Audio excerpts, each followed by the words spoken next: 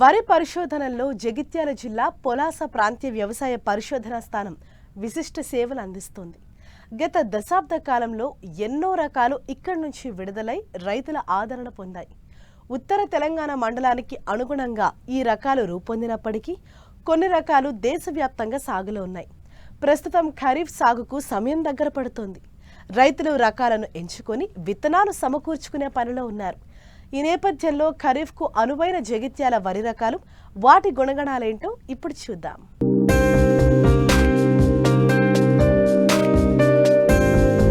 మన ప్రధాన ఆహార పంట వరి. దాదాపు అన్ని జిల్లాల్లోనూ కాలువలు, చెరువులు, బోరుబావుల కింద వరి సాగవుతోంది.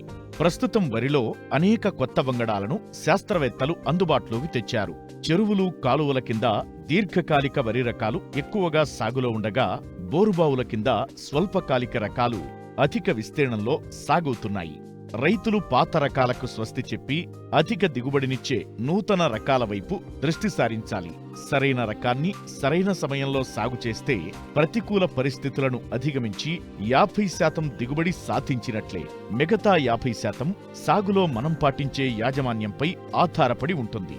లేకపోతే ఎంచుకున్న రకం దిగుబడి సామర్థ్యం అధికంగా ఉన్నా ఆశించిన ఫలితాలు రావు. కాబట్టి రకాల ఎంపిక, సాగు చేసే సమయం, పంట కాల పరిమితి అనేవి వరి సాగులో కీలకమైన విషయాలుగా పరిగణించాలని సూచిస్తున్నారు జగిత్యాల జిల్లా పొలాస ప్రాంతీయ వ్యవసాయ పరిశోధనా స్థానం సహ పరిశోధన సంచాలకులు డాక్టర్ జి శ్రీనివాస్. ముఖ్యంగా చూసినట్టయితే రైసు మనకు వరి ప్రధానమైనటువంటి పంట. ఉత్తర తెలంగాణ జిల్లాలు కనుక చూసుకున్నట్టయితే రాష్ట్ర వ్యాప్తంగా 60 లక్షల ఎకరాల్లో ఖరీఫ్లో వరి సాగులో ఉండడం వలన దానిలో మనకు ఉత్తర తెలంగాణ జిల్లాల్లోనే 60% వరకు వరి విస్తీర్ణంలో ఉంటుంది. అయితే మనకు ఈ వరిని మనము వానాకాలం మరియు యాసంగి 2 సీజన్లో కూడా మనము సాగు చేసుకోవడానికి వీలుగా ఉంటుంది. ముఖ్యంగా మనకి ఈ మధ్యకాలంలో పెరిగినటువంటి ఈ నీటి పారుదల సౌకర్యం వలన రైతులు ఎక్కువ విస్తీర్ణంలో వరి సాగు చేయడం జరుగుతుంది. ముఖ్యంగా వానాకాలంలో తీసుకున్నట్టయితే మనకు ఈ ఉత్తర తెలంగాణ జిల్లాలో ముఖ్యంగా జగిత్యాలలోని పరిశోధనా స్థానము, అదేవిధంగా కూనారము మరియు రుద్రూరు, ఈ పరిశోధనా కేంద్రాల నుంచి విడుదలైనటువంటి రకాలు మనకు ఎక్కువగా విస్తీర్ణంలో ఉన్నాయి. రైతులు ఎక్కువగా ఈ వెరైటీస్ని కూడా సాగు చేయడానికి ముందుకు వస్తూ ఉంటారు. అయితే మనము ఈ వరిలో వివిధ రకాలు అందుబాటులో ఉన్నందువలన మనకి ఉత్తర తెలంగాణ జిల్లాలకి ఖరీఫ్ అంటే మనకు వానాకాలానికి అనువైనటువంటి వరి రకాలు కనుక చూసుకున్నట్టయితే ముఖ్యంగా జగిత్యాల నుంచి విడుదలైనటువంటి రకాలు చాలా పాపులర్ అవ్వడం జరిగింది. వరిలో అధిక దిగుబడినిచ్చే రకాల రూపకల్పనలో జగిత్యాల జిల్లా పొలాస ప్రాంతీయ వ్యవసాయ పరిశోధనా స్థానం విశిష్టతను చాటుతోంది. ముఖ్యంగా అనేక సన్నగింజ వరి వంగడాలు ఇక్కడి నుంచి విడుదలయ్యాయి. రైతుల క్షేత్రాల్లో మంచి ఫలితాలు నమోదు చేస్తున్నాయి. అయితే ఈ ఖరీఫ్కు అనువైన రకాలేంటి, ఏ సమయంలో నార్లు పోసుకోవాలి, దీర్ఘకాలిక, మధ్యకాలిక వరి రకాలు, వాటి గుణగణాలేంటో సమగ్రంగా తెలియజేస్తున్నారు జగిత్యాల ప్రాంతీయ వ్యవసాయ పరిశోధనా స్థానం ప్రధాన శాస్త్రవేత్త డాక్టర్ బి శ్రీనివాస్. వరి వేసుకునే రైతులు వాళ్ళు ఎలాంటి రకాలు వేసుకోవాలనే వాటి యొక్క రకరకాల గుణగణాల గురించి మనం తెలుసుకుందాం.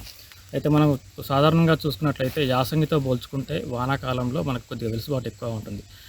యాసంగిలో జనరల్గా మనం ఏమవుతుందంటే తక్కువ కాల పరిమిత రకాలని మనం ఎక్కువ ఎంచుకోవాల్సిన అవసరం ఉంటుంది. అదే వానాకాలంలో అయితే మనకి ఈ దీర్ఘకాలిక రకాలు కానివ్వండి, అదేవిధంగా మధ్యకాలిక రకాలు, ఇంకా స్వల్పకాలిక రకాలు, అతి స్వల్పకాలిక రకాలు, అంటే ఇలా ఏ విధమైన రకాలు కూడా మనకి వేసుకునే వెసులుబాటు ఉంటుంది. అయితే ఈ సోయింగ్ విండో అనేది వెరీ ఇంపార్టెంట్. అంటే మనం ఏ కాల పరిమితి గల రకాలను ఏ టైంలో వేసుకోవాలనేది రైతుకు తప్పనిసరిగా అవగాహన ఉండాల్సిన అవసరం ఉన్నది. కాబట్టి దీంట్లో మనం ముఖ్యంగా చూసుకున్నట్టయితే దీర్ఘకాలిక రకాలు అంటే ఏవైతే మనకి వాటి పంట కాలం 150 లేదా అంతకంటే ఎక్కువ పంట చేతికి వస్తుందో ఆ రకాలని మనం దీర్ఘకాలిక రకాలు అంటాం. అయితే ఈ రకాలను వేసుకునేటప్పుడు తప్పనిసరిగా మనం మే చివరి నుంచి జూన్ 15 లేదా జూన్ 20 వరకు వేసుకోవాల్సిన అవసరం ఉంది, నారు పోసుకోవాల్సిన అవసరం ఉంది. తర్వాత మధ్యకాలిక రకాలు అంటే ఇవి దాదాపు మనకి 130 నుంచి 135 రోజుల్లో పంట చేతికి వస్తుంది. ఈ రకాలని మనం మధ్యకాలిక రకాలు అంటాం. జూలై 20 వరకు కూడా నారు పోసుకునే అవకాశం ఉంది. తర్వాత స్వల్పకాలిక రకాలు అంటే ఏదైతే పంట కాలం మనకి 120 లేదా 125 రోజుల్లో పంట చేతికి వస్తుందో ఈ రకాలని స్వల్పకాలిక రకాలు అంటారు. వీటిని మనం జూలై ఎండ్ అంటే జూలై చివరి వరకు కూడా వేసుకునే అవకాశం ఉంది. తర్వాత అతి స్వల్పకాలిక రకాలు అంటే దాదాపు మనకి 100 లేదా 115 రోజుల్లో పంట చేతికి వచ్చే రకాలను అతి స్వల్పకాలిక రకాలు అంటాం. వీటిని మనం జూలై చివర లేదా ఆగస్టు మొదటి వారం వరకు కూడా నారు పోసుకోవచ్చు. సో మనకి ఈ జగిత్యాల ప్రాంతీయ వ్యవసాయ పరిశోధన స్థానం చూసుకున్నట్లయితే మనకి చాలా వరి రకాలు విడుదలయ్యాయి. దీంట్లో ముఖ్యంగా చూసుకున్నట్లయితే మొదటగా మనకి ఈ పరిశోధనా స్థానం నుంచి JGL 384 అనే రకము పొలాస ప్రభ అనే పేరుతో విడుదలైంది. ఈ రకం ఏంటంటే మనకి మధ్యకాలిక రకం అంటే దాదాపు 135 నుంచి 140 రోజుల్లో పంట చేతికి వస్తుంది. గింజ రకం చూసుకున్నట్లయితే మనకు సన్న గింజ రకం అంటే మధ్యస్థ సన్న గింజ, అన్నం నాణ్యత కూడా చాలా బాగా ఉంటుంది. దిగుబడి వచ్చేసరికి మనకు దాదాపు ఎకరానికి 28 నుంచి 30 క్వింటాల వరకు తీసుకునే అవకాశం ఉంది. మీకు కాండం దృఢంగా ఉండి చేను మీద పడిపోదు. ఇది అగ్గి తెగుల్ని అదేవిధంగా ఉల్లి కొడుగును సమర్థవంతంగా తట్టుకుంటుంది కాబట్టి వానాకాలానికి మధ్యకాలిక రకంగా ఈ రకాన్ని సాగు చేసుకోవచ్చు. తర్వాత చూసుకున్నట్టయితే మనకి JGL 1798 ఇది జగిత్యాల సన్నాలు అనే పేరుతోటి విడుదలైన రకము. ఇదేంటంటే గింజ సన్న రకం, ఇదంటే స్వల్పకాలిక రకం. దాదాపు మనకు వానాకాలంలో 125 రోజుల పంట చేతికి వస్తుంది. దిగుబడి చూసుకున్నట్లయితే దాదాపు 26 నుంచి 30 క్వింటాల వరకు ఎకరానికి తీసుకునే అవకాశం ఉంది. ఉల్లికొడును సమర్థవంతంగా తట్టుకుంటుంది కాబట్టి రైతులు స్వల్పకాలిక రకంగా ఈ సన్న గింజ రకాన్ని JGL 1798 కూడా సాగు చేసుకునే వీలున్నది. తర్వాత చూసుకున్నట్లయితే JGL 3828 3828 అనే రకము మానేరు సోనా అనే పేరుతో విడుదలైంది. ఈ రకము మధ్యకాలిక రకం అంటే దాదాపు మీకు పంట కాలం 130 నుంచి 140 రోజుల్లో పంట చేతికి వస్తుంది. ఉల్లికొడును సమర్థవంతంగా తట్టుకుంటుంది. ఈ రకాన్ని కూడా మధ్యకాలిక రకంగా సాగు చేసుకోవచ్చు. తర్వాత చూసుకున్నట్లయితే ఈ ప్రాంతీయ వ్యవసాయ పరిశోధన స్థానం నుంచి విడుదలైన మరో రకం చూసుకున్నట్లయితే JGL 3844 ఇది జగిత్యాల సామ అనే పేరుతో విడుదలైన రకం. ఈ గింజ మనకి కొద్దిగా తెల్లగా అంటే వైటిష్గా ఉంటుంది. అంటే ఈ కంకినెల్లిని సమర్థవంతంగా తట్టుకుంటుంది. దిగుబడి వచ్చేసరికి దాదాపు మనకి 28 నుంచి 30 క్వింటాల వరకు ఎకరానికి తీసుకునే వీలుంది. ఉల్లికొడును కూడా తట్టుకుంటుంది. సో స్వల్పకాలిక సన్నగింజ రకంగా సాగు చేయాలనుకుంటే ఈ రకాన్ని కూడా రైతులు సాగు చేసుకోవచ్చు. తర్వాత చూసుకున్నట్లయితే ఈ జగిత్యాల మషూరి JGL 11470 అనే రకము కూడా మనకి ఈ ప్రాంతీయ వ్యవసాయ పరిశోధన స్థానం నుంచి విడుదలైంది. ఇది మధ్యకాలిక రకం అంటే దాదాపు మనకి 130 నుంచి 140 రోజుల పంట చేతికి వస్తుంది. అయితే ఇది కొద్దిగా ఫోటో సెన్సిటివిటీ నేచర్ని కలిగి ఉంది. కొద్దిగా లేట్ వేసుకుంటే మనకి 150 రోజుల వరకు కూడా పోయే టైం ఉంది కాబట్టి ఇది కొద్దిగా మనం అంటే జూలై తర్వాత వేసుకుంటేనే జూలై 10th తర్వాత వేసుకుంటేనే మనకి ఎగ్జాక్ట్గా వస్తుంది. లేదంటే మనకు కొద్దిగా పంటకాలం పెరిగే అవకాశం ఉంది. ఈ రకం యొక్క అన్నం నాణ్యత చాలా బాగా ఉంటుంది. గింజ చూసుకున్నట్లయితే మీకు చాలా సన్న గింజ రకము. దిగుబడి దాదాపు 30 నుంచి 32 క్వింటాల ఎకరానికి తీసుకునే అవకాశం ఉన్నది. ఇది అగ్గి తెగులను సమర్థవంతంగా తట్టుకుంటుంది. అదేవిధంగా ఉల్లికొడును కూడా తట్టుకుంటుంది. సో మధ్యకాలిక రకంగా ఈ రకాన్ని కూడా సాగు చేసుకోవచ్చు. తర్వాత ఇంకో రకం చూసుకున్నట్లయితే JGL 3855 ఇది కరీంనగర్ సామాన్య పేరుతో పరిశోధనా స్థానం నుంచి విడుదలైంది. ఈ రకం కూడా మీకు కొద్దిగా ఫోటో సెన్సిటివిటీ నేచర్ ఉంటుంది కాబట్టి ఇంతకుముందు చెప్పిన రకం లాగానే దీన్ని వేసుకునేటప్పుడు కూడా రైతులు కొద్దిగా జాగ్రత్త తీసుకోవాలి. సో ఈ రకము కూడా మీకు గింజ చాలా సన్నగా ఉంటుంది. అగ్గి తెగులను సమర్థవంతంగా తట్టుకుంటుంది. దిగుబడి దాదాపు మనకి 26 నుంచి 28 క్వింటాల ఎకరానికి తీసుకునే అవకాశం ఉంది కాబట్టి ఈ రకాన్ని కూడా మధ్యకాలిక రకంగా రైతులు సాగు చేసే అవకాశం ఉంది. తర్వాత ఇంకో రకం మనకి ప్రాణహిత అనేది JGL 11727 అనే రకం ప్రాణహిత అనే పేరుతో విడుదలైంది. ఈ రకం కొద్దిగా హైట్గా పెరుగుతుంది. అన్నం నాణ్యత చాలా బాగా ఉంటుంది. గింజ సన్నగా పొడుగుగా ఉంటుంది. అగ్గి తెగులను సమర్థవంతంగా తట్టుకుంటుంది. దాదాపు ఎకరానికి 30 నుంచి 33-34 క్వింటాలు కూడా తీసుకునే అవకాశం ఉంది కాబట్టి ఈ రకాన్ని కూడా రైతులు సాగు చేసుకోవచ్చు. అయితే ఈ రకాన్ని సాగు చేసుకున్నప్పుడు కొద్దిగా యూరియాని తగు మోతాదులో వేసుకోవాలి, లేకుంటే హైట్ ఇంకా ఎక్కువగా పెరిగే అవకాశం ఉంది.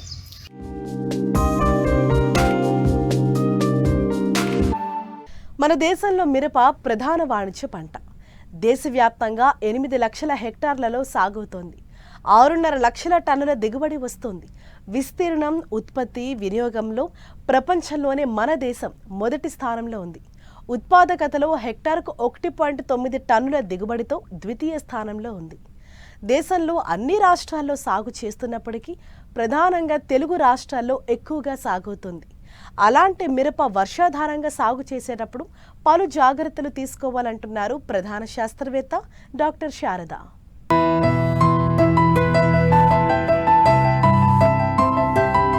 తెలుగు రాష్ట్రాల్లో పండించే వాణిజ్య పంటల్లో మిరప చాలా ముఖ్యమైనది. మిరప ఉత్పత్తులకు అంతర్జాతీయంగా ఎగుమతి అవకాశాలు చాలా ఉన్నాయి. ఆహారానికి రంగు, రుచి ఇవ్వడమే కాకుండా మిరపలో విటమిన్లు, ఔషధ లక్షణాలు ఉన్నాయి. దేశంలోని అన్ని ప్రాంతాలలో మిరపను సాగు చేస్తున్నారు. ఆంధ్రప్రదేశ్లో మిరప 1,34,960 ఎకరాలలో రైతులు సాగు చేస్తుండగా 7,39,620 టన్నుల దిగుబడి వస్తోంది. తెలంగాణలో 79,000 హెక్టార్లలో సాగు చేస్తుండగా 2.8 లక్షల మెట్రిక్ టన్నుల దిగుబడిని తీస్తున్నారు. ఇంతటి ప్రాధాన్యత ఉన్న పంటను సాగు చేసేటప్పుడు చాలా జాగ్రత్తలు పాటించాలి. ముఖ్యంగా వర్షాధారంగా మిరపను సాగు చేసే రైతులు జులై, ఆగస్టు నెలల్లో నారు పోసుకోవచ్చు. ఎకరాకు 650 గ్రాముల విత్తనం సరిపోతుంది. అయితే నారుమడుల పెంపకంలో సమగ్ర యాజమాన్య చర్యలు చేపడితే నాణ్యమైన నారు పెరిగి మంచి దిగుబడులు వస్తాయంటున్నారు ప్రధాన శాస్త్రవేత్త డాక్టర్ శారద. ఈ మిరపని నారుమడిలో ద్వారా కూడా పెంచి సాగు చేయడం జరుగుతుంది. నారుమడి ద్వారా పెంచినప్పుడు మనకి ఎకరానికి 650 గ్రాముల విత్తనం సరిపోతుంది.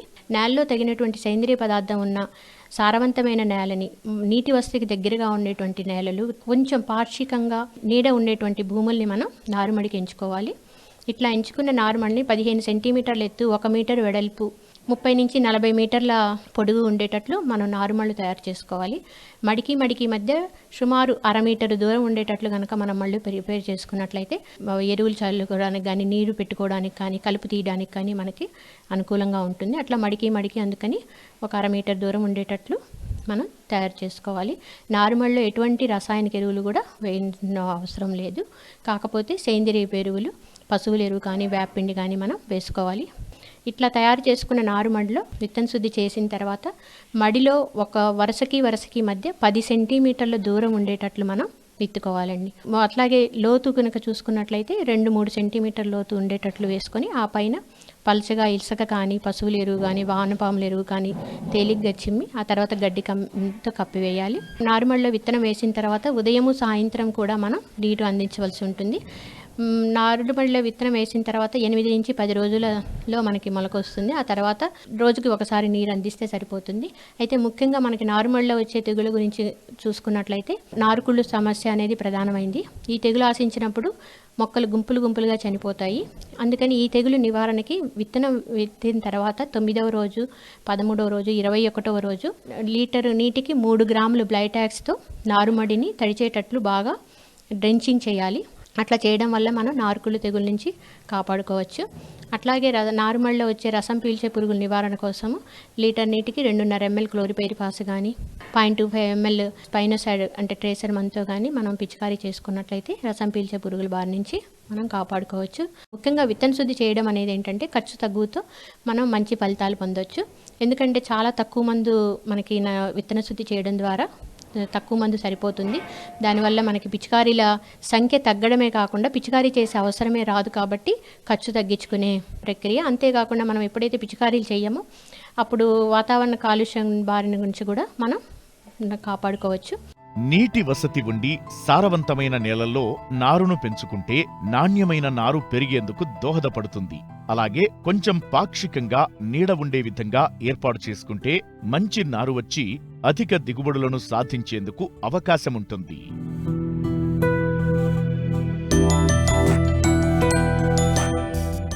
ఆకుకూరలు రోజువారీ వంటల్లో తప్పనిసరి అయ్యాయి. అందుకే ఏడాది పొడవునా ఆకుకూరలకు మంచి డిమాండ్ ఉంటుంది. అందుకే కొందరు రైతులు కొద్దిపాటి విస్తీర్ణంలో మడులుగా చేసి పలు రకాల ఆకుకూరలు సాగు చేస్తూ తక్కువ సమయంలోనే అధిక లాభాలు గడిస్తున్నారు. ఈ కోవలోనే ఏలూరు జిల్లాకు చెందిన ఓ రైతు 1/2 ఎకరంలో ఆకుకూరలు పండిస్తూ లాభాలు గడిస్తున్నారు.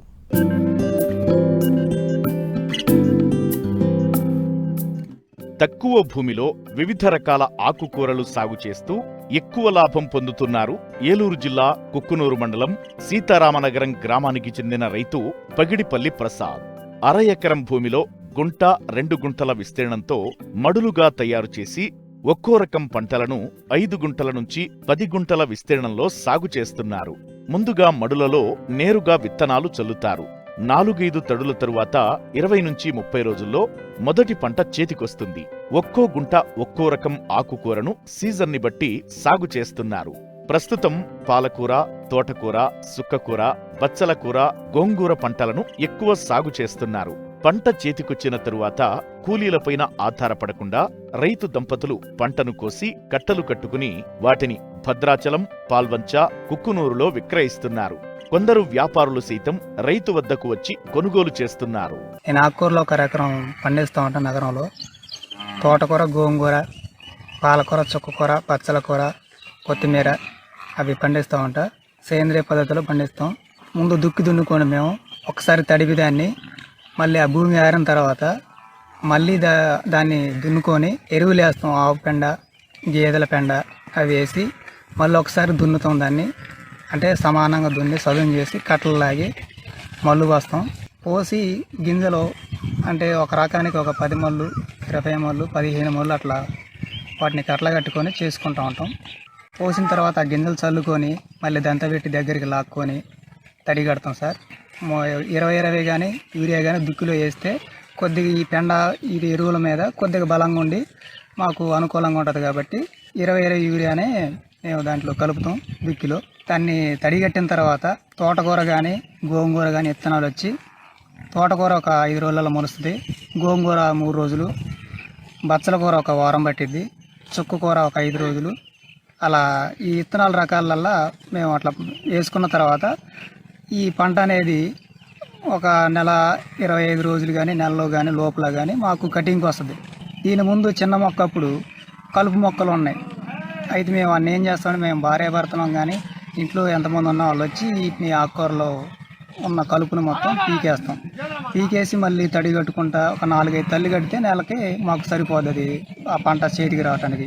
ఈ ఆకుకూరలు మొత్తం మాకు దగ్గరకు పెరిగినాక భద్రాచలం మార్కెట్కి తీసుకెళ్తాం. తర్వాత పాలవంచ ఒక కట్ట వచ్చి ఒక 5 రూపాయలు ఊరిసేలకి వేస్తాం, రిటైల్కి వేస్తాం అండి. ఇది పద్ధతి మేము చేసేది ఏంటంటే కొద్దిగా వ్యవసాయాలు ఈ పనులు గట్టిగా చేయలేక ఈ సులువుగా ఉంటుంది కాబట్టి మాకు రోజుకు ఇన్కమ్ వచ్చి ఒక 1500-2000 మధ్యలో డబ్బులు వస్తూ ఉంటాయి. అలాగే వీటిని చీడ పురుగులు తినేటప్పుడు మేము మందులు కొడతాం. అంటే ఒక నెలలో మన కటింగ్ ఒక నెలకు ఒకసారి వస్తుంది కాబట్టి 2 సార్లు మందులు కొడతాం. 15 రోజులకు ఒకసారి, 15 రోజులకు ఒకసారి. సూపర్కోమా కానీ పోక్లేని కానీ ఈ 2 వాడతాం ఎక్కువ.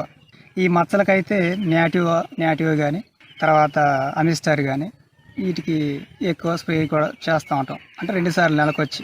తోటకూర గింజలు మేము పోసేటప్పుడు 2 రకాల గింజలు ఉంటాయి. తెలుపు ఉంటుంది, నల్ల తోటకూర, తెల్ల తోటకూర ఉంటుంది. దీనిలో నల్ల తోటకూర కాస్ట్ వచ్చి 800 కేజీ, 1 కేజీ. తెల్లదైతే మేము సొంతంగా విత్తనాలు వాటిని కట్టుకొని వాటిని ఎక్కువ మా దగ్గర విత్తనాలు ఉంటే కేజీ 2000 చొప్పున అమ్ముతాం. ఎందుకంటే దాని కాస్ట్ అంత తెల్లదానికి. పాలకూర ప్యాకెట్లు ఒక 5-6 తెచ్చుకుంటాం. అంటే 1/2 కేజీ ప్యాకెట్లు తెస్తాం. అంటే ఒక టిప్పు కాకుండా ఒకసారి అయిపోయినాక సరుకు ఆకుకూర అయిపోయినాక మళ్ళీ ఒకసారి తెచ్చుకున్నట్టు అదే ప్లాన్లో మేము తెచ్చుకుంటూ ఉంటాం. దాని కాస్ట్ వచ్చి ప్యాకెట్ వచ్చి 200. అసలు ప్యాకెట్లు మేము తెచ్చుకుంటాం, మంచి కాస్ట్లీ తెచ్చుకుంటాం. బచ్చల కూర కేజీ వచ్చి 800. బచ్చల కూర కూడా మేము అంటే సొంతంగా మేము వాటిని కట్టుకుంటాం. ఒకవేళ మన దగ్గర లేకపోతే మార్కెట్కి భద్రాచలం వెళ్ళి అక్కడ కొనుక్కొని వస్తాం. చుక్కకూర కూడా కేజీ వచ్చి 500 అండి. రేటు పెరిగింది.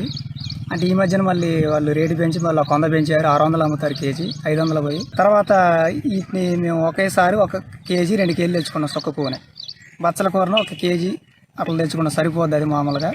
ఎకరం కలువు తీసుకునే భూమి కౌలు ఎంత ఉంటుందంటే ఒక 12,000 నుండి 14,000 వరకు. అంటే లోకల్లో కాబట్టి ఈ పంటలో 2-3 సార్లు మారుస్తూ ఉంటాం. గింజలు పోసిన తర్వాత శీతాకాలం అయితే మనకు ఫ్రెష్గా ఎప్పటికప్పుడు పీక్కొని మళ్ళీ భూమిని తవ్వుకొని మళ్ళీ గింజలు చల్లుకొని అట్లా 2-3 సార్లు మారుస్తాం. ఇది ఎండాకాలం ఉగాదికి వచ్చిందంటే ఈ తవ్వటానికి మనకు అనుకూలంగా ఉన్నది కాబట్టి ఎండలు ఎక్కువ ఉంటే ఈక తడపడం కుదరదు, ఎండకి గింజ మొలవదు. శీతాకాలం అయితే ఎప్పుడు దాన్ని పీకేసుకుంటా మళ్ళీ తవ్వుకుంటా మళ్ళీ కొత్త విత్తనాలు పోసుకుంటా మారుసుకుంటా ఉంటాం. అట్లా మేము శీతాకాలం అయితే ఒక 4-5 సార్లు కోత కోసుకుంటాం. ఎండాకాలం అయితే ఒక 3 సార్లు కోస్తాం. ఈ చుట్టుపక్కల వాళ్ళు కూడా ఈ ఆకుకూరలో తినడానికి బాగా ఇష్టపడతారు, ఆరోగ్యానికి మంచిదని. ఇది ఇట్లా ఉంటే సంతలకు వెళ్ళి చాలామంది ఉన్నారు, ఊళ్ళోకి వెళ్ళి చాలామంది ఉన్నారు. అలా వీటిని పెంచుకొని ఈ నగరం ప్రజలందరూ ఈ ఆకుకూరల మీద ఆధారపడి జీవనోపాధి సాగిస్తున్నారు.